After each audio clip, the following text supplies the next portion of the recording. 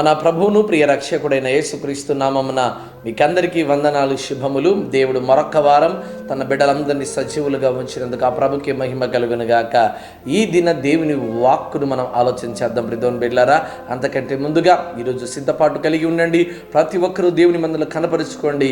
దేవుడు ఏర్పాటు చేసిన ఈ పరిశుద్ధ దినాన్ని మనం ఎంత మాత్రం పోగొట్టుకునక ఆయన సన్నిధానంలో విధేయత కలిగి నడుచుకుందాం. దేవుడు మిక్కిలిగా దీవించువాడు, ఆశీర్వదించేవాడే ఉన్నాడు. ఈ దిన దేవుని వాక్కు కీర్తన గ్రంథము 103వ అధ్యాయము 3వ వచనం. ఆయన నీ దోషములన్నిటినీ క్షమించేవాడై ఉన్నాడు. ప్రియమైన బిడ్డలారా, దేవుడు క్షమించేవాడై ఉన్నాడు. అవును కదండి. నిన్ను వలె నీ పొరుగు వారిని ప్రేమించు అనేటువంటి మాట చెప్పడం నుండి దేవుడు క్షమించడానికి కూడా ఎంత మాత్రం వెనుకాడడు. ప్రియమైన బిడ్డలారా, దేవుడు ఈ లోకంలో మనకిచ్చినటువంటి మిక్కిలి 2 ఆజ్ఞలు, నిన్ను వలె నీ పొరుగు వారిని ప్రేమించని. దేవుడు ఎంతగా ప్రేమించాడంటే, ఇదిగో ప్రాణం పోతున్నప్పుడు కూడా తన బిడ్డలను ప్రేమించడానికి ఆయన చూపించాడు కల్వరి శిలువలో తన ప్రేమను. ఇదిగో ఆయన పెట్టిన ప్రాణాన్ని బట్టి మనం చెప్పవచ్చును, ఆయన మన మీద పెట్టిన ప్రేమను బట్టి. నిజంగా యేసుక్రీస్తు ప్రభువారు తన శిలువలో మరణించుతున్నప్పుడు మాట్లాడిన మొదటి మాట, తండ్రి వీరేమి చేయుచున్నారు, వీరు ఎరుగరు గనక వీరిని క్షమించుమని దేవుని దగ్గర ప్రార్థిస్తున్నాడండి. క్షమించండి, క్షమించని. ఈరోజు నువ్వు చేస్తున్నటువంటి దోషములు, నువ్వు చేస్తున్న అపరాధములు ఏదైతే ఉందో, అన్యాయంగా బాధ పెడుతున్నావా, అనవసరమైనది లాక్కున్నావా, ఎవరైనా ఇబ్బందులు పెడుతున్నావా, ఇదిగో పాపంలో ఉన్నావా, శాపంలో ఉన్నావా, రోగంతో ఉన్నావా, ఎట్టి స్థితిలో ఉన్నా, ఏ పరిస్థితిలో ఉన్నా దేవుని దగ్గరికి రాగలిగితే దేవుడు క్షమించేవాడై ఉన్నాడు. అవును కదండి, దేవుడు క్షమించేవాడై ఉన్నాడు. అందుకే మనుషుల అపరాధములు క్షమించడానికి మనుష్య కుమారునికి భూమి మీద అధికారము కలదు అనేటువంటి మాట కూడా ప్రభువు మన కొరకు రాసి ఉన్నాడు. ఈరోజు నువ్వు ఎట్టి స్థితిలో ఉన్నా దేవుడు క్షమించేవాడై ఉన్నాడు. నా దేవుడు ప్రేమించేవాడై ఉన్నాడు. ఆనాడు ఇదిగో బందిపోటు దొంగ, ప్రభువా నన్ను క్షమించు, ఇదిగో నీవు నీ రాజ్యంలో వచ్చినప్పుడు నన్ను జ్ఞాపకం చేసుకో అన్నప్పుడు ఆ ప్రభు వెంటనే, ఎంత బందిపోటు దొంగ అయినా మొదటగా ఆయన కూడా దేవుని దూషించాడు. అయినప్పటికీ కూడా, దేవా ఇదిగో నన్ను క్షమించు ప్రభు అని అడిగినప్పుడు యేసుక్రీస్తు ప్రభు వారు వెనకడుగు వేయకుండా, ఇదిగో నిశ్చయముగా నేడు నీవు నాతో పరదేశంలో ఉండేదని చెప్పినటువంటి గొప్ప ప్రేమ కలిగిన దేవుడు, క్షమించగలిగినటువంటి దేవుడు.